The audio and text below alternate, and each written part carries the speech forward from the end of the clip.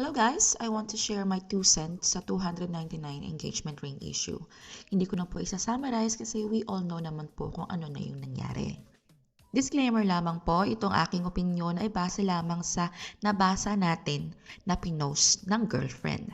Which is, hindi naman po nila binigay yung buong background ng story or even the background ng buhay nila. So we will try to focus on only 2 what-ifs.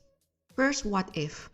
What if yung girl ay invested sa relationship? What I mean is like, super focused sa relationship, prioritize niya to, ibinigay niya lahat, financially, emotionally, and physically. Lahat. But what if the guy has financial problems? Baka breadwinner siya, marami siyang binabayarang utang.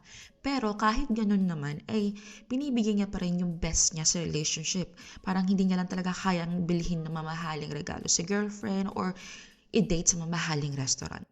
For me, kung ganun yung situation, hindi valid yung reaction ng girl. Kasi the girl should know from the start na maraming kailangan bayaran and may financial struggles yung lalaki.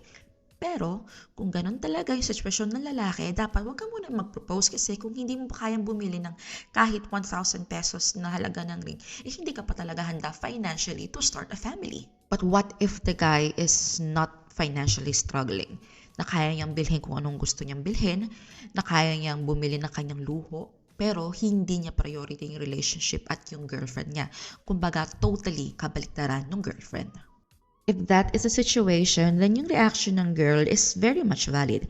Kasi imagine you invested 8 years of your life sa relationship nyo and you know that your boyfriend can afford to buy you an expensive ring but he did not do so because wala siyang effort man lang sa relationship nyo.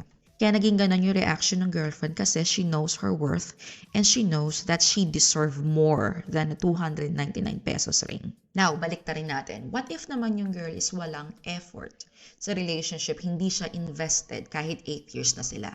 Then the guy has financial struggles but he's trying his best naman sa relationship. Girl, hindi valid yung reaction mo. Maawa ka naman dun sa boyfriend mo.